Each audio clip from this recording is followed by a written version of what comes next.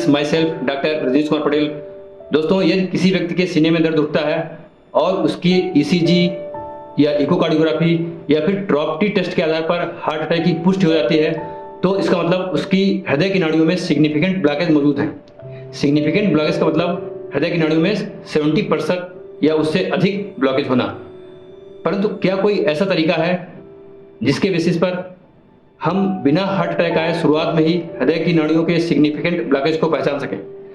आज की वीडियो में बात करेंगे उन 3 तरीकों की जिसके आधार पर हम शुरुआत से ही बिना हार्ट अटैक आए हृदय की नाड़ियों में सिग्निफिकेंट ब्लॉकेज की पहचान कर सकते हैं। उसमें पहला तरीका है लक्षणों के आधार पर हृदय की नाड़ियों में ब्लॉकेज की पहचान करना। यदि किसी व्यक्ति के सीने में, भुजाओं में और गले में चलने फिरने पर दर्द होता है और यह दर्द विश्राम करने पर कम हो जाता है, तो इसका मतलब उस व्यक्ति की हृदय की नाड़ियों में सिग्निफिकेंट ब्लॉकेज मौजूद है। ब्लॉकेज जानने का दूसरा तरीका या दूसरा टेस्ट है ट्रेडमिल टेस्ट, यानी कि टीएमटी।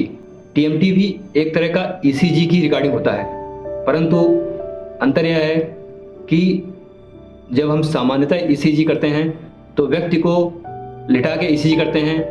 ऐसी कंडीशन में यदि हृदय की नाड़ियों में सिग्निफिकेंट ब्लॉकेज हैं तो भी व्यक्ति को रेस्टिंग कंडीशन में सफिशिएंट ऑक्सीजन और ब्लड की सप्लाई हृदय की मांसपेशियों को होती रहती है। अतः ब्लॉकेज होते हुए भी रेस्टिंग कंडीशन में ईसीजी करने पर ये पकड़ में नहीं आते हैं। टीएमटी टेस्ट में व्यक्ति के सीने से ईसीजी इलेक्ट्रोड चिपका दिए जाते हैं और इनको वायर के थ्रू ईसीजी मशीन से कनेक्ट कर दिया जाता है और इसी स्थिति में उस व्यक्ति को ट्रेडमिल पर तेज चाल चलने के लिए बोला जाता है। अर्थात हार्ट को हाई वर्कलोड देकर हाई स्ट्रेस की कंडीशन में रखकर उसकी कांस्टेंट कंटिन्यूअस ईसीजी रिकॉर्डिंग की जाती है।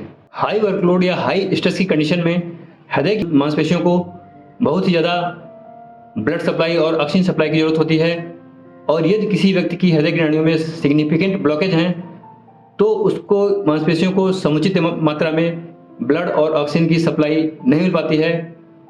इसकी वजह से ये ब्लॉकेज के चेंजेस ईसीजी में रिकॉर्ड होने लगते हैं। टीएमटी टेस्ट हृदय की नाड़ियों में बिना हार्ट अटैक आए ब्लॉकेज पहचानने का बहुत ही अच्छा नॉन इन्वेजिव टेस्ट है। जिन व्यक्तियों के हृदय के रिस्क फैक्टर मौजूद हैं, जैसे कि diabetes, hypertension, smoking, alcohol, sedentary lifestyle इत्यादि, ऐसे लोगों को 35 साल की उम्र के बाद हर 2 साल पे अपना टीएमटी टेस्ट कराना चाहिए। और जिन लोगों में हृदय की बीमारी के कोई रिस्क फैक्टर नहीं है उनको 35 साल की उम्र के बाद हर 5 साल में अपना टीएमटी टेस्ट कराना चाहिए।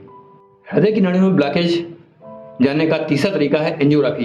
एंजियोग्राफी 2 तरह की होती है, सीटी एंजियोग्राफी और कैथेटर कोरोनरी एंजियोग्राफी, जिसे कि आम भाषा में तार वाली एंजियोग्राफी भी कहते हैं। सीटी एंजियोग्राफी प्रयोग वहाँ किया जाता है जहाँ पे हमें हृदय की नाड़ियों में बीमारी को रूल आउट करना है।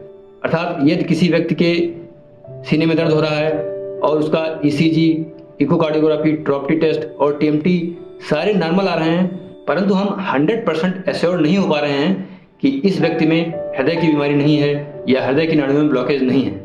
ऐसी स्थिति में हमें सीटी एंजियोग्राफी करानी चाहिए। अर्थात सीटी एंजियोग्राफी की निगेटिव प्रेडिक्टिव वैल्यू काफ़ी ज़्यादा है और ये बीमारी को रूल आउट करने में काफ़ी मदद करता है। कैथेटर एंजियोग्राफी या तार वाली एंजियोग्राफी उन लोगों में एडवाइज की जाती है जहाँ पे हृदय की नाड़ियों में ब्लॉकेज होने की संभावना काफ़ी ज़्यादा होती है।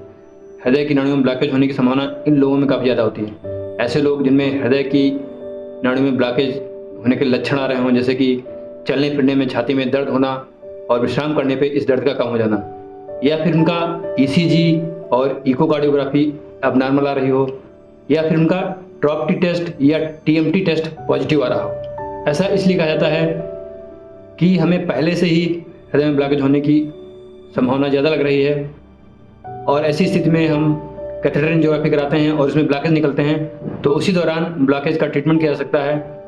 एंजियोप्लास्टी करके ब्लॉकेज को दूर किया जा सकता है। दोस्तों, इस मैसेज को ज़्यादा से ज़्यादा लोगों में शेयर करें जिससे लोग एडवांस में ही, शुरुआत में ही अपने हृदय की बीमारी को पकड़ सकें और अपनी जीवन शैली बदलकर और इलाज लेकर अपने हृदय को स्वस्थ रख सकें। Thanks for watching this video.